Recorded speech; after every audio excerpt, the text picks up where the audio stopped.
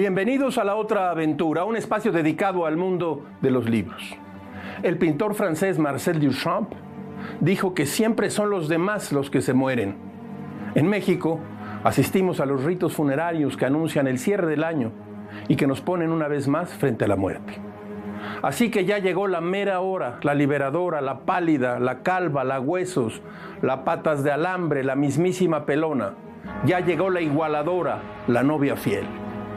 La muerte llega y cuando te toca, mano, aunque te quites, y cuando no te toca, aunque te pongas.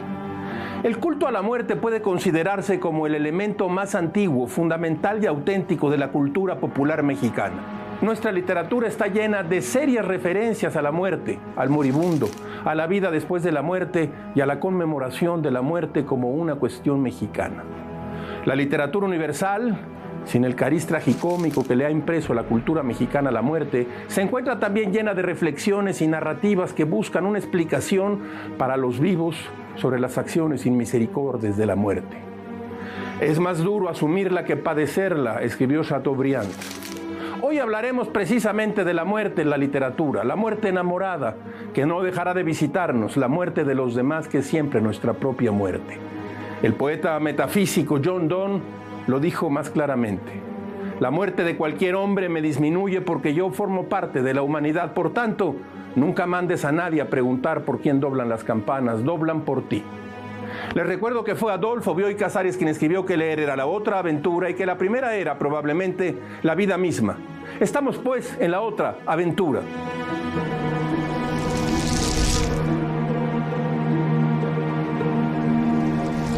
Traigo aquí una crónica sobre las tradiciones y sus cadenas. Es una crónica sobre una noche en que me convencieron con mentiras. No te puedes perder el Día de Muertos en Mixquic, una de las tradiciones y leyendas más interesantes de México, la meca urbana de los fieles difuntos, no tiene pierde. Nos enfilamos hacia Xochimilco y los letreros nos llevan de la mano. Yo sabía por informaciones veraces que en ese pueblo de Tláhuac la memoria de los muertos alcanzaba el paroxismo. Nos habían dicho que tomáramos la desviación a la Nopalera. Nos dijeron mal. Recorrimos en la oscuridad caminos de terracería a bordo de una camioneta. Una mujer de rebozo nos dijo que íbamos en el sentido opuesto y un campesino borracho nos indicó, inspirado por la lucidez del alcohol, el rumbo correcto. Regresamos por una boca de lobo atropellando piedras y cactus, una tierra de nadie. Quizá en estos días ese territorio sea un Potosí, pero en esos días su patrimonio eran la sombra y el laberinto. Cuando pensamos que todo estaba perdido, incluyéndonos a nosotros, apareció un muro de piedras. Ya llegamos, dijeron los amigos antropólogos, que guiaban al grupo hacia una raíz de la tradición mexicana. Una procesión de mujeres rulfianas desfiló frente al muro del cementerio y se perdió entre las sepulturas. Pronunciaban plegarias aterradoras y llevaban flores de cempasúchitl. Me moví en el borde de un ataque de pánico. Dicen que cuando Einstein vio esta escena, se desmayó de placer. También estuve a punto del desvanecimiento, pero por razones más terrenales. Un labriego generoso me ofreció al pie de una tumba modesta un trago de pulque. Acepté. Los efectos fueron similares a los de un buche de resistol. La amabilidad ocasiona desastres. Muy bueno, le agradecí el trago. Error garrafal. Otro por nuestra tonchita, me dijo. Bebí de las babas del diablo mientras un grupo de jaraneros cantaba La Bruja y varias mujeres depositaban comida en la tumba de sus muertos. Otro por Nachito, que nos dejó antes de tiempo. Venga, un trago grande, amistoso. Mis amigos antropólogos me felicitaron y yo hice un descubrimiento histórico incontrovertible. Después de beber pulque, los aztecas sacrificaban humanos y perros.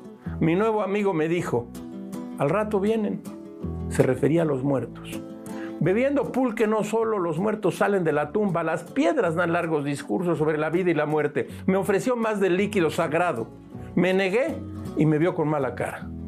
No había que ser un estudioso de la ontología del mexicano para temer la cuchillada trapera. Pero estas costumbres no del todo modernas, una corriente del pensamiento tan falsa como Snob ha sostenido durante años que el mexicano juega con la muerte. Me alejé de la tumba de Tonchita. Una hace cosas sin saber. En el atrio de la iglesia había puestos de comida. Los tendajones callejeros son una pasión nacional, usted lo sabe mejor que yo. Comí capirotada, coyotas y un buñuelo.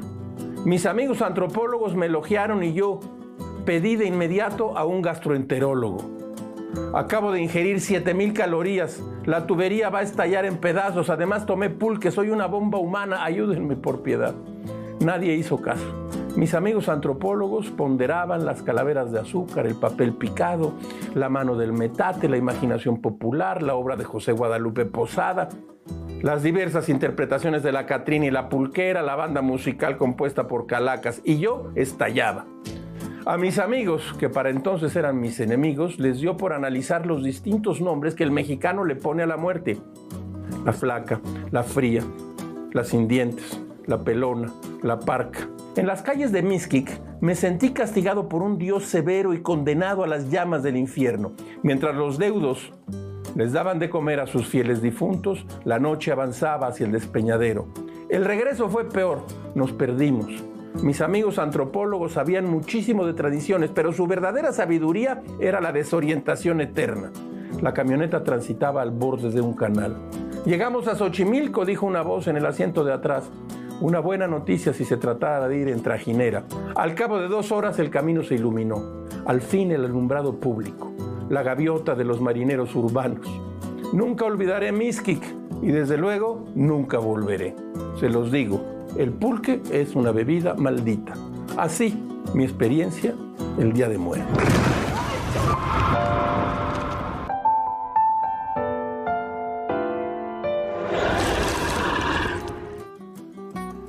En una de sus greguerías, Ramón Gómez de la Serna escribió: la muerte es como cuando va a salir el tren y ya no hay tiempo para comprar revistas. En el libro La peor parte, Memorias de amor, Fernando Savater cuenta que al morir su esposa Sara Torres Marrero, él tuvo la sensación de que como escritor llorar no sería suficiente para una despedida digna de la mujer con la que compartió 35 años de su vida.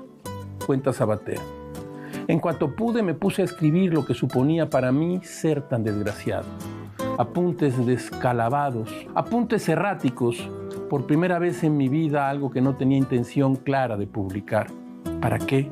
¿A quién podría interesar, dice Savater, cómo transmitir a nadie cosa tan ridícula como las zozobras inesperadas de un recién llegado a la desventura?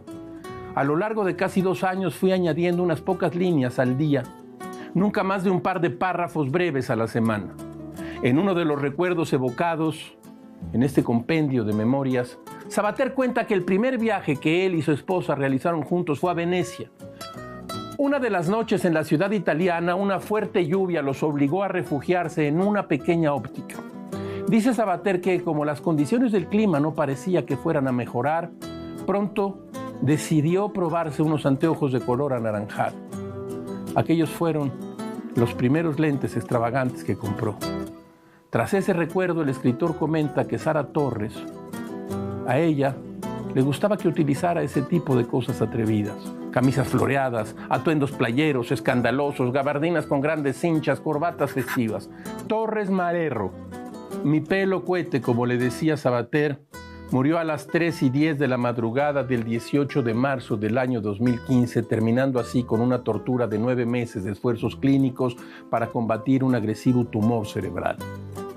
En el recuerdo de aquellos meses de enfermedad y hospitales, Savater recordó una frase de George Orwell que dice: la gente habla de los horrores de la guerra, pero ¿qué arma de las inventadas por el hombre se acerca tan siquiera a la crueldad de algunas de las enfermedades más comunes? Yo traigo aquí 2 libros, además de la memoria de amor de Savater. Uno es precisamente el que escribieron Sara Torres y Fernando Savater. Aquí viven leones, viaje a las guaridas de los grandes escritores, publicado por Debate. Y traje también este de título La vida eterna. Este es un libro sobre la religión como ese gran momento civilizatorio en el cual los hombres y las mujeres se enfrentan a grandes problemas, la vida, la muerte, los padres, los hijos, y ofrecen a veces una salida. No para mí, pero para otros sí. Fernando Savater, La vida eterna.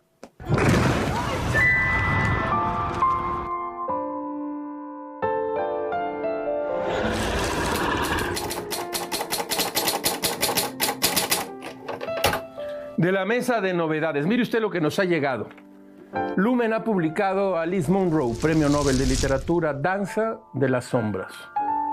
La magia de Alice Munro, dicen los editores que han invocado tantos escritores y críticos literarios, con la que ha llenado de luz las vidas, los sentimientos y los diálogos más cotidianos y que ha hecho de ella la mejor cuentista de la literatura contemporánea, ganadora del Nobel y del Booker, ya está totalmente afianzada en el primero de sus libros de relatos, Danza de las Sombras.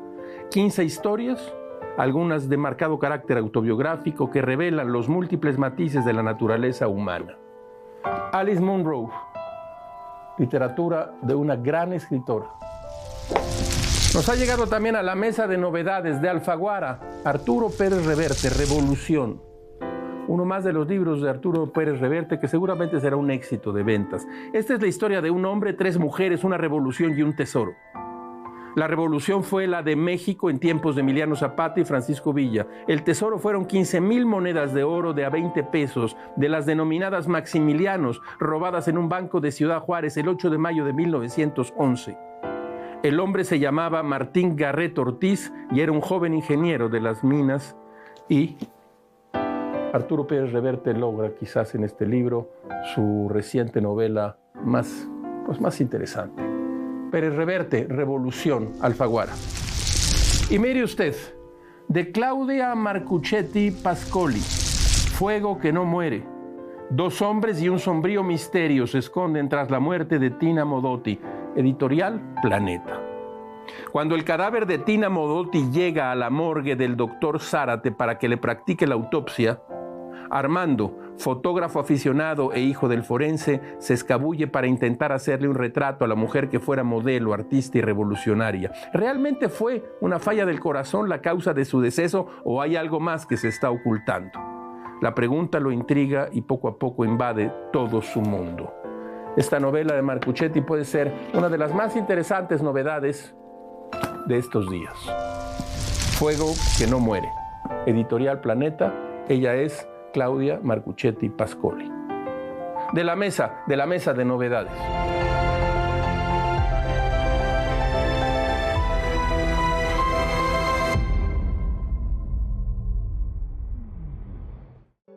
En 2000.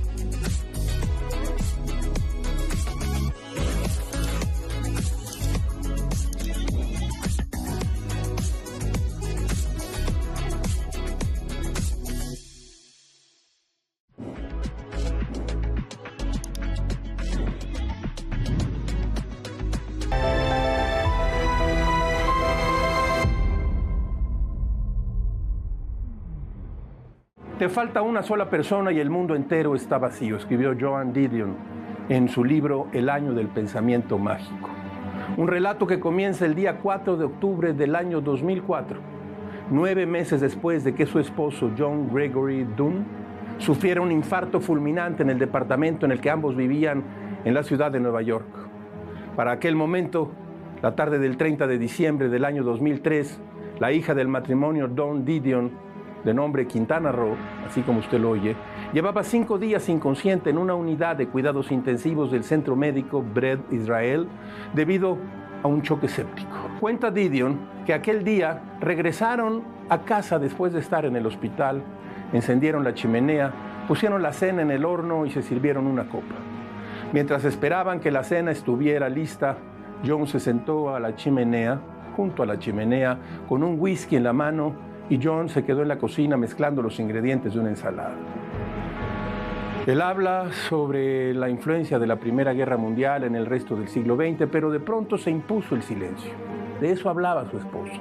Dice Didion: cuando dejé de escucharlo, levanté la vista y lo encontré con la mano izquierda levantada, encorvado e inmóvil. Intenté levantarlo, pero fue inútil. Ella tomó el teléfono y marcó el número del servicio de ambulancias del Hospital Presbiteriano de Nueva York. John fue trasladado al hospital, pero no sobrevivió al infarto. Por la noche, Joan Didion regresó sola a casa con una bolsa de plástico en la que se encontraban unos pantalones de pana, una camisa de lana, un cinturón, un clip y un teléfono celular. Los pantalones estaban rotos. Los paramédicos tuvieron que romperlos y en la camisa había sangre. Al día siguiente, en el momento de reconocer el cuerpo en la morgue, Didion pensó en su hija Quintana y a su cabeza llegaron estos versos de La Tempestad de Shakespeare. A 5 brasas yace tu padre, lo que eran sus ojos ahora son perlas. El año del pensamiento mágico, en palabras de la propia Didion, fue escrito como un intento de asimilar aquel periodo en el cual los acontecimientos se llevaron por delante cualquier idea fija que pudiera tener sobre la muerte, la enfermedad, la probabilidad, la suerte, el matrimonio, los hijos, los recuerdos, el dolor y las formas en que la gente afronta o no el hecho de que la vida se termina, escribió Joan Didion. 2 meses antes de que viera la luz el año del pensamiento mágico, Quintana Roo, Don, murió. Igual que su padre, en el Hospital Presbiteriano de Nueva York. En el libro publicado 6 años después, aquí tengo yo una versión en español, ilustrada por Paula Bonet. Es un libro realmente estremecedor. Es de John Didion y lo escribió después de estas muertes, decíamos nosotros. 6 años después, contaba yo, Didion nos dice que la tarde en que murió su hija, las hojas de los árboles ya perdían la intensidad con que habían comenzado a brillar en el verano. A pesar de que faltaban semanas para que empezara su caída, ya podía percibirse el comienzo de su declive. En aquel libro dedicado a su hija fallecida a los 38 años, Didion escribió: un día estamos enfrascados en vestir bien, en seguir las noticias, en mantenernos al día, en bregar en lo que podríamos llamar seguir vivos, y al día siguiente dejamos de estarlo.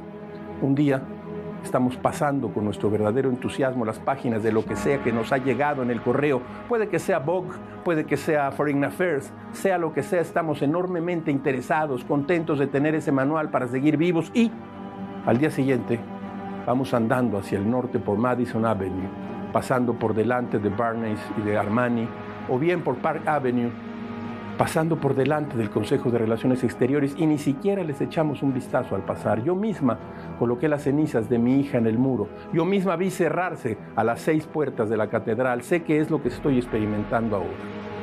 Conozco la fragilidad y conozco el miedo. Uno no teme por lo que ha perdido. Lo que ha perdido ya está en el muro. Lo que ha perdido ya está al otro lado de las puertas cerradas. Uno teme por lo que todavía no ha perdido. Puede que ustedes todavía no vean nada por perder, y sin embargo, no hay día en su vida en que yo no vea a mi hija. Joan Didion, este libro que yo les decía es un libro duro, estremecedor, pero al mismo tiempo un libro hermoso. Está publicado por Random House. Joan Didion, El año del pensamiento mágico.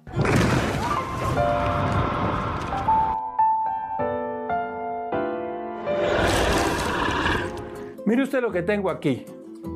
La muerte de Artemio Cruz, Carlos Fuentes, se publicó en el año de 1960 y no va usted a creer. Se hicieron 35,000 ejemplares de esta edición que tengo aquí, mi vieja edición del Fondo de Cultura Económica. Un revolucionario corrupto se encuentra al borde de la muerte, está tirado en una cama y empieza a hablar. Es una de las grandes novelas de Carlos Fuentes, no mi preferida, pero sí un momento de gran narrativa en Latinoamérica. Escuche usted el principio de la muerte de Artemio Cruz, de Carlos Fuentes. Yo despierto. Me despierta el contacto de ese objeto frío con el miembro, pero no sabía que a veces se puede orinar involuntariamente. Permanezco con los ojos cerrados. Las voces más cercanas no se escuchan. Si abro los ojos, ¿podré escucharlas? Pero los párpados me pesan. 2 plomos, cobres en la lengua, martillos en el oído. Una como plata oxidada en la respiración. Metálico, todo eso. Mineral, otra vez. Orino sin saberlo. Quizá he estado inconsciente, recuerdo con un sobresalto.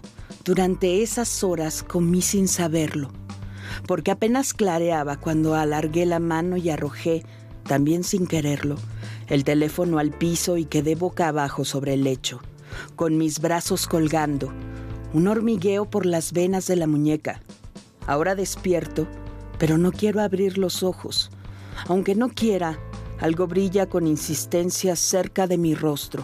Algo que se reproduce detrás de mis párpados cerrados en una fuga de luces negras y círculos azules.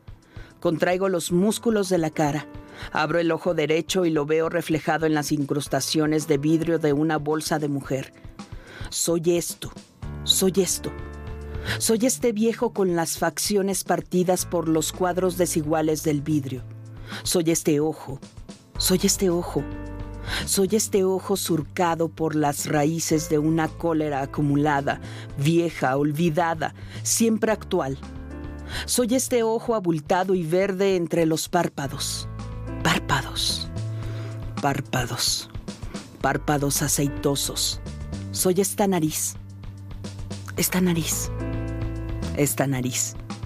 quebrada, de anchas ventanas. Soy estos pómulos, donde nace la barbacana, nace mueca.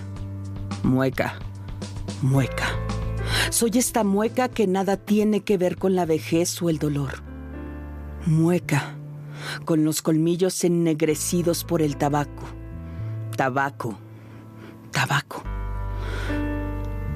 El vaho de mi respiración opaca los cristales y una mano retira la bolsa de la mesa de noche.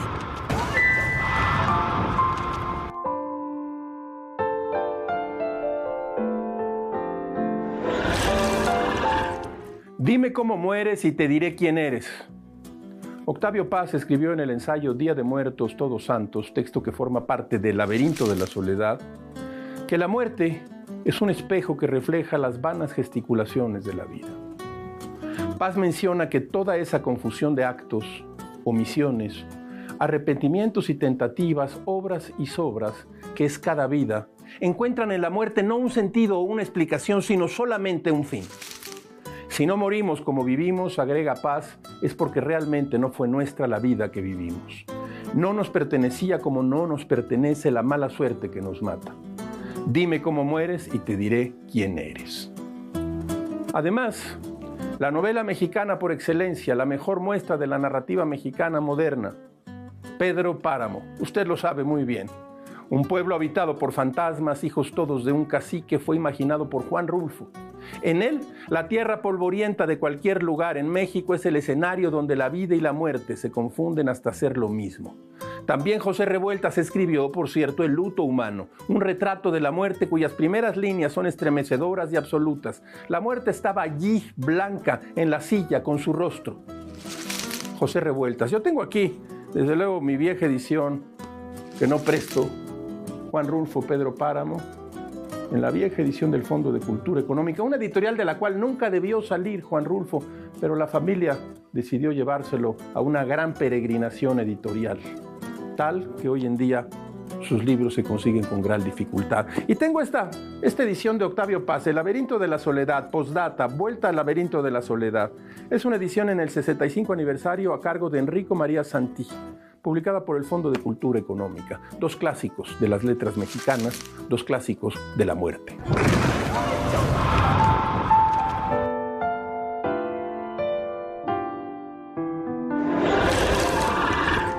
Imposible hablar de la celebración del Día de Muertos en la literatura sin referirnos a la obra maestra de Malcolm Lowry, Bajo el volcán.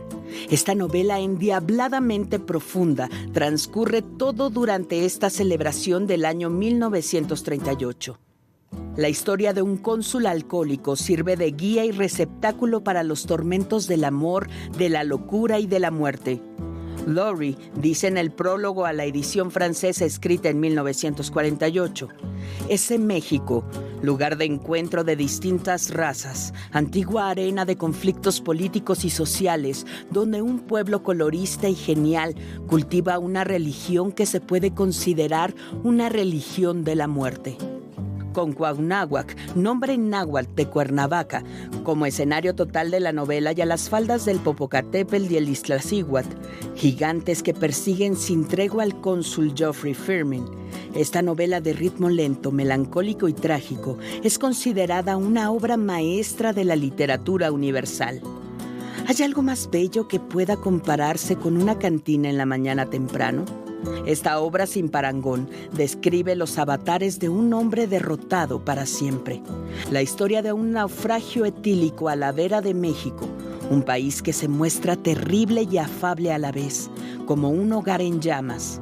Un imperdible de la literatura, Bajo el volcán.